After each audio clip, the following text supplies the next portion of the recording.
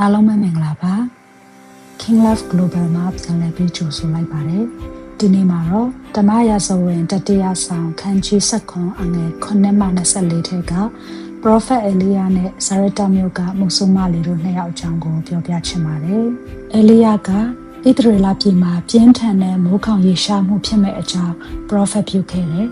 ချောင်းရည်တွေခန်းချောက်သွားတဲ့အထိပြင်းထန်တဲ့မိုးခေါင်မှုတကယ်ပဲဖြစ်လာခဲ့ပါတယ်အဲ့ဒီချိန်မှာပဲဘုရားသခင်ကရှိတုံဒေတာဇာရတာမြို့မှမုတ်ဆိုးမတယောက်စီကိုတွားဖို့ Prophet Elijah ကိုညွှန်ကြားခဲ့တယ်။ Elijah ရောက်သွားတဲ့အချိန်မှာမုတ်ဆိုးမကထင်းခွေနေတာဖြစ်တယ်။ Elijahကမုတ်ဆိုးမစီတွားပြီးရေတစ်ခွက်တောင်းတောက်ယုံတမကဘူးသူစားဖို့အတွက်မုတ်တစ်ဖက်ယူလာပေးပါလို့တောင်းဆိုခဲ့တယ်။မုတ်ဆိုးမကသူမမှာဂျုံမှုန့်အနှဲငယ်နဲ့စီအချို့သာရှိကြောင်းပြန်လည်ဖြေကြားခဲ့တယ်။ယခုကျမသည်ကျမနှင့်ကျမ၏သားအတွက်ရိုးရှင်းသောအစားအစာတစ်ခုကိုချက်ပြုတ်ပြီးစားတော့က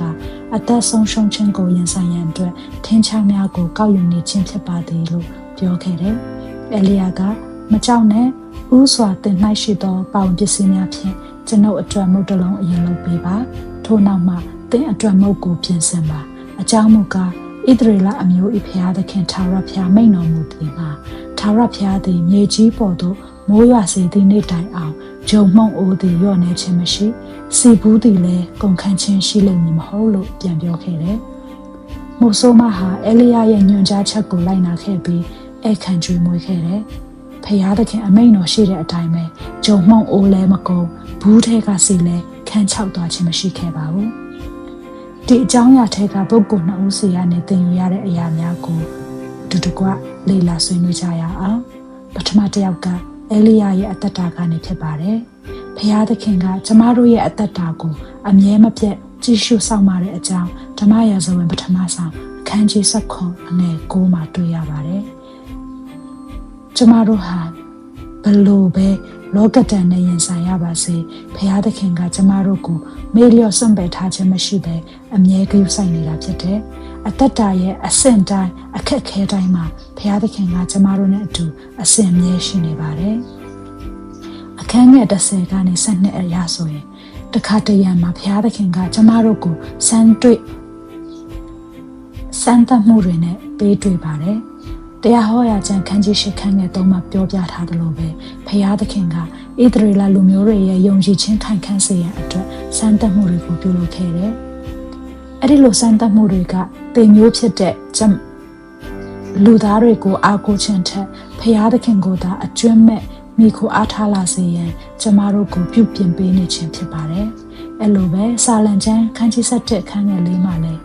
ဘုရားသခင်ကလူသားတွေကိုစစ်ဆေးစမ်းသပ်တဲ့အကြောင်းအတည်ပြုပြောကြားထားပါတယ်။ဓမ္မရာဇဝင်ပထမဆုံးခန်းကြီး7အခန်းငယ်14မှာတော့ဘုရားသခင်ကကျမတို့ကိုဘေးဒုက္ခဖြစ်စေဖို့မဟုတ်ပဲကောင်းချီးပေးရန်သာဂတိပြုထားကြောင်းကိုတွေ့ရပါတယ်။နောက်ဆုံးအခန်းငယ်15အရာတော့ဘုရားသခင်ကမိမိရဲ့လူတွေအပေါ်အံ့ဩဖွယ်ရာနေလန်းကောင်းတွေနဲ့ကောင်းခြင်းမင်္ဂလာကိုတွန်းလောင်းပေးမှဖြစ်ကြောင်းတွေ့ရပါတယ်။ဒုတိယ character အနေနဲ့မုတ်ဆိုးမရဲ့အသက်တာနဲ့ကျမတို့ပြန်လည်ပြီးတော့ဆင်ခြင်လေ့လာကြရအောင်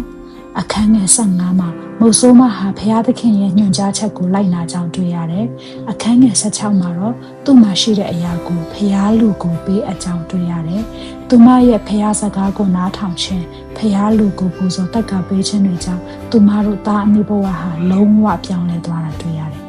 အဲ့ဒါကကောင်းသောပြောင်းလဲခြင်းဖြစ်တယ်လိုအပ်ယုံများမကပိုရှင်တဲ့ထိဖရားကသူတို့ကိုပြန်လဲကောင်းချီးပေးတာဖြစ်တယ်